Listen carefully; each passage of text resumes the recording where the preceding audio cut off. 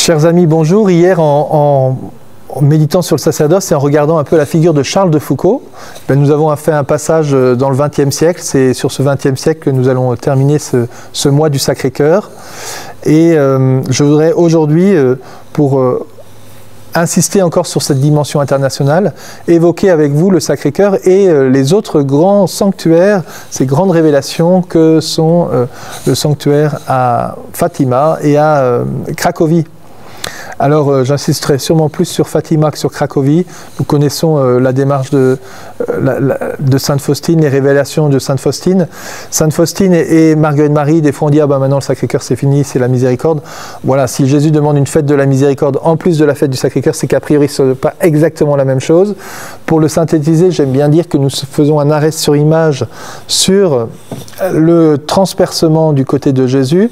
Tout d'un coup, le soldat transperce le côté de Jésus et eh bien, Marguerite Marie voit cette blessure et voit l'intérieur de la blessure et voit cette fournaise qui habite le cœur de Jésus. Le disciple bien-aimé est une figure forte du message de pareil. Et juste après cela, eh bien, l'eau et le sang jaillissent du côté. On peut dire que Faustine voit ces deux rayons qui jaillissent du côté de Jésus. Elle ne voit pas l'intérieur du cœur, il y a comme un mystère caché. Elle voit ces rayons et cette miséricorde qui se déverse sur les foules. Avec notamment cette belle figure de Thomas, puisque la fête de la miséricorde est le soir de Pâques. Mets ta main dans mon côté, ne sois plus incrédule mais croyant, mais surtout aussi ce paix à vous. Jésus qui reconduit ses apôtres, qui leur fait miséricorde à tous ceux qui l'ont abandonné. Donc il y a un message complémentaire, Jésus ne parle pas pour ne rien dire, hein, et il prolonge, et il me semble qu'à travers les siècles, eh bien, on a un peu un fil rouge où Jésus nous replonge sans cesse dans ce mystère de Tridium Pascal. Il y avait eu la fête du Saint-Sacrement avec Sainte Julienne du Mont-Cornillon qui nous replongeait dans le Jeudi Saint.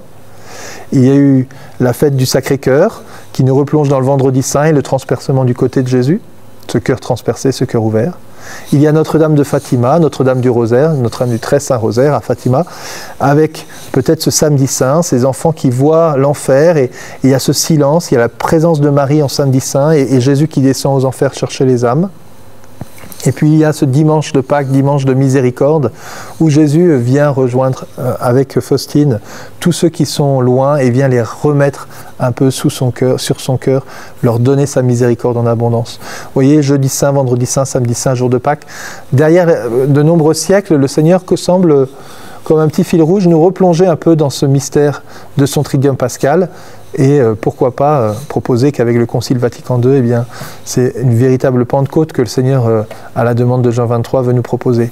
Donc nous approfondissons petit à petit tout ce que le Christ nous a déjà révélé dans son mystère pascal. Nous approfondissons le mystère de la rédemption. Alors en 1899, l'acte le plus important du pontificat, tel que Léon XIII le dit, c'est d'avoir consacré le genre humain au Sacré-Cœur. Et donc dans cette consécration du genre humain, nous allons avoir donc ces révélations complémentaires avec Notre-Dame du Très Saint Rosaire. Et en 1917, au Portugal, avec ce message international, et puis les apparitions à Sainte Faustine que le pape Jean-Paul II va nous donner au début du XXIe siècle, en instituant la fête de la miséricorde. Je voudrais revenir sur la fête, sur les premières révélations faites à Lucie, à Jacinthe et Francisco, à Fatima, parce que au fond, si on regarde bien les textes, eh bien, c'est très centré sur le cœur de Jésus en fait. Et d'ailleurs, quand vous arrivez à Fatima, quand vous arrivez sur la grande place, la première chose que vous voyez, au milieu de la place, c'est le cœur de Jésus. Et puis après, vous voyez peut-être surtout la basilique qui est devant nos yeux, mais il y a vraiment cette statue du Sacré-Cœur qui est mise là. Et puis après, le lieu des apparitions de la Vierge, près des chênes verts, qui sont sur le côté en plein air. Et donc dans la première rencontre que les enfants vivent, d'abord ils rencontrent l'ange, qui va se définir plus tard comme l'ange de Portugal. Et je voudrais juste vous redonner ces paroles de l'ange, hein, et ces prières aussi, qui sont aussi une manière de nourrir et d'approfondir le message du Sacré-Cœur. « Ne craignez pas, je suis l'ange de la paix, dit-il. Priez avec moi. Mon Dieu, je crois, j'adore, j'espère et je vous aime. Et je vous demande pardon pour ceux qui ne croient pas, n'adorent pas, n'espèrent pas et ne vous aiment pas.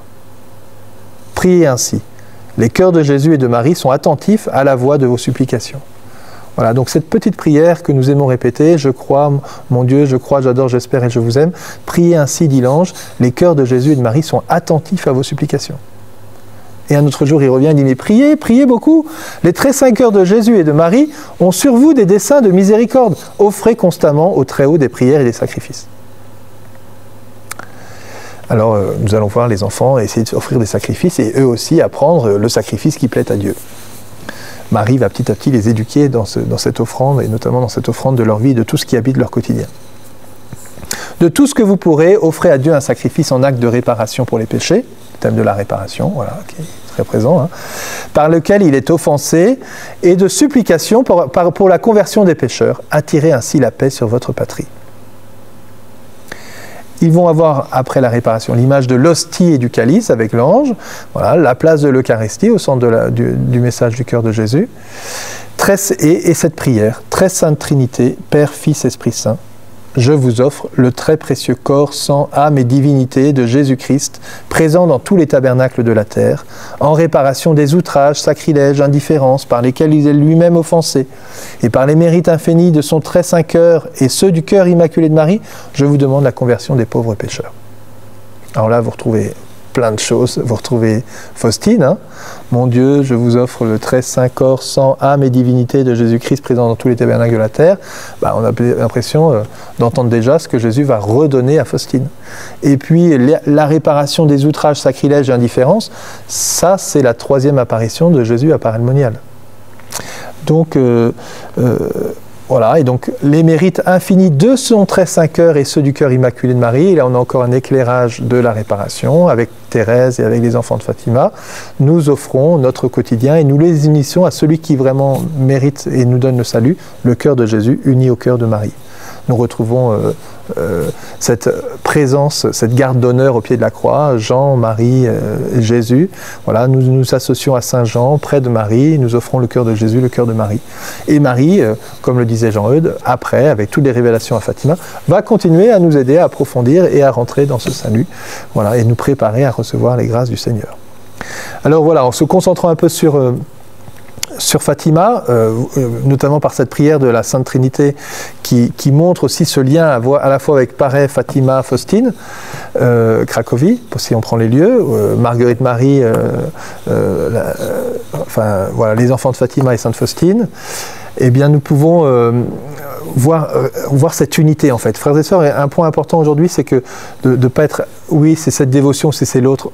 Frères et sœurs, essayons de répandre cet amour du Seigneur. Répandons l'amour du Seigneur autour de nous, soyons ses fidèles serviteurs. Et je pense qu'il faut sortir de ça marche mieux ou ça marche moins bien. Voilà, rentrons plutôt dans les sentiments du cœur de Jésus et dans tout ce que, au fil des siècles, il ne cesse de nous redire sur son amour pour nous, sur cette invitation à nous offrir nous aussi, avec lui, au Père, pour participer à ce salut du monde. Je vous souhaite une belle journée et je vous dis à demain.